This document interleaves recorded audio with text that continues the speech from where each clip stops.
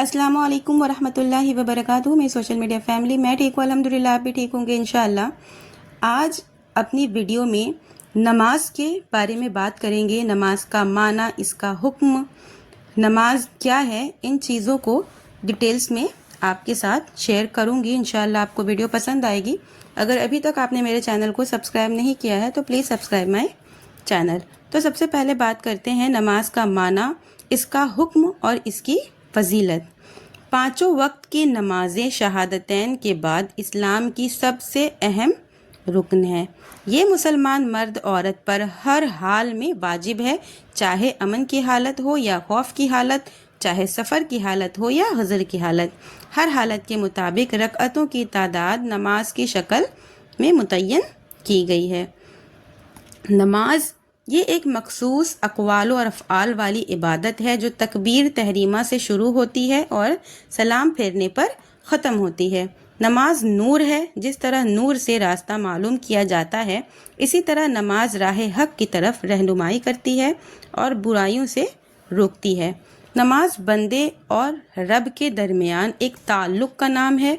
ये दीन का सुतून है। मुस्लिम इसमें अपने रब से मुनाजात की लज्जत पाता है, जिससे इसका नफ्स पाकीज़ा हो जाता है, इसकी आँख ठंडी हो जाती है, दिल मुतमईन हो जाता है, इंशिराह सदर हासिल होता है और दुनिया के गम और तकलीफ़ से आराम मिल जाता है।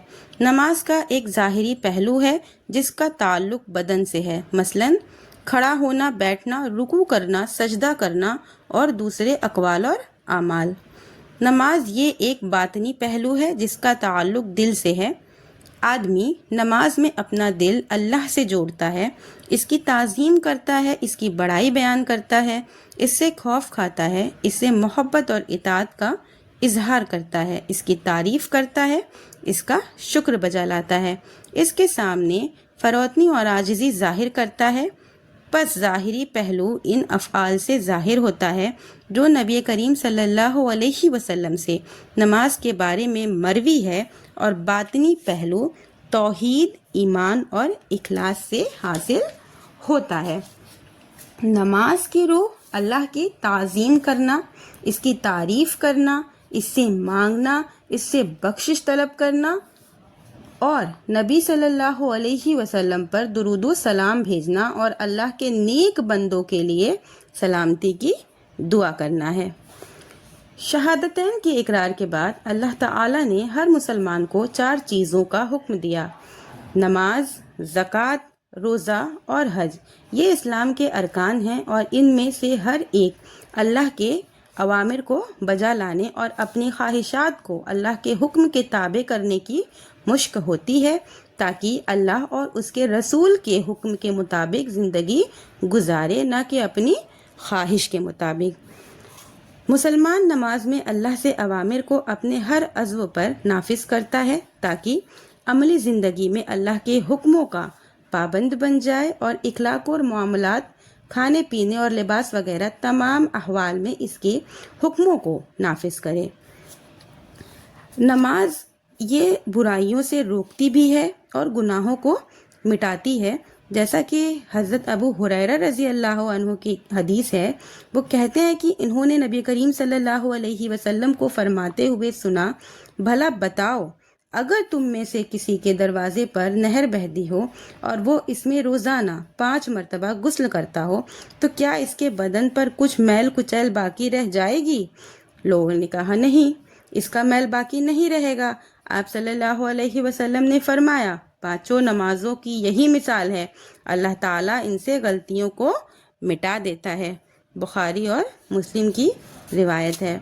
अगर दिल दुरुस्त हो तो सारे आज़ा दुरुस्त होंगे। अगर दिल 2 चीज़ों से दुरुस्त होता है, एक ये कि अल्लाह ताला की पसंद को नफ्स की पसंद पर तरजीह दी जाए, दूसरा ये कि अल्लाह के अवामिर और नवाही की ताज़ीम की जाए, जिसका नाम शरीयत है, और ये इसी सूरत में मुमकिन है जब हुक्म देने वाला और मना करने वाला यानी अल्लाह रब्बुल इज़्ज़त की ताज़ीम की जाए।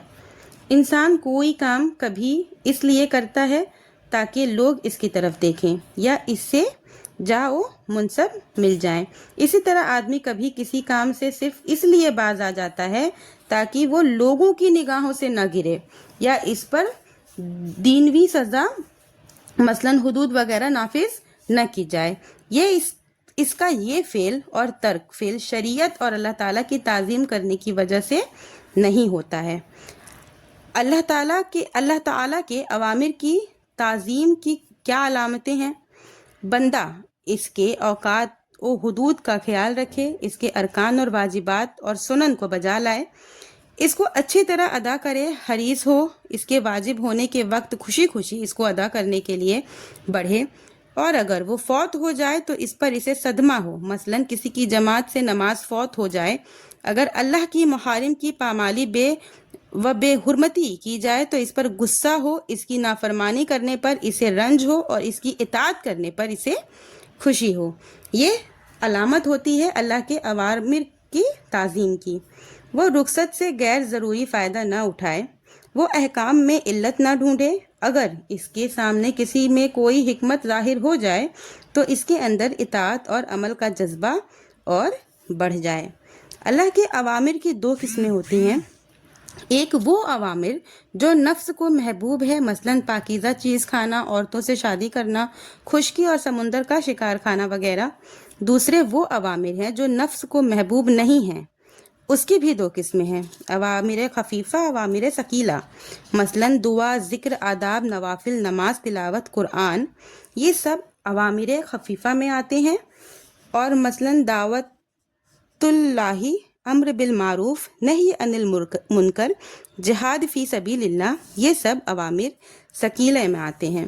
ایمان اور اوامر خفیفہ اور ثقیلہ دونوں کے بجا لانے سے بڑھتا ہے، پس اگر ایمان بڑھ جائے تو مبغوض چیزیں محبوب بن جاتی ہیں اور ثقیل چیزیں خفیف بن جاتی ہیں، اور بندے سے جو چیزیں اللہ کو مطلوب ہیں، مثلاً دعوت اور عبادت، وہ حاصل ہو جاتی ہے، اسی کے مطابق اعضاء حرکت کرتے ہیں۔ اللہ تعالیٰ ہر انسان کے اندر دو نفس رکھا ہے، نفس امارہ اور دوسرا نفس مطمئنہ، یہ دونوں آپس میں دشمن ہیں۔ اگر کوئی چیز ایک کے پر خفیف ہوتی ہے تو دوسرے کے اوپر گراں ہوتی ہے، جس چیز کو لذت ملتی ہے دوسرے کو تکلیف ہوتی ہے، ایک کے ساتھ فرشتہ ہوتا ہے اور دوسرے کے ساتھ شیطان، نفس مطمئنہ کے ساتھ حق اور فرشتہ ہے اور نفس امارہ کے ساتھ باطل اور دونوں کے درمیان کھلم کھلا لڑائی ہے۔ امید کرتی ہوں کہ آپ کو ویڈیو سمجھ میں آئی ہوگی۔ اللہ تعالیٰ سے دعا ہے کہ اللہ تعالیٰ ہم تمام مومن مسلمانوں کو نماز کو صحیح طریقے سے سمجھنے اور پڑھنے کی توفیق عطا فرمائے، دین کو صحیح طرح سے سمجھنے اور کتاب و سنت پر چلنے کی توفیق عطا فرمائے، آمین۔ ملتے ہیں نیکسٹ ویڈیو میں۔ وعلیکم السلام ورحمۃ اللہ وبرکاتہ۔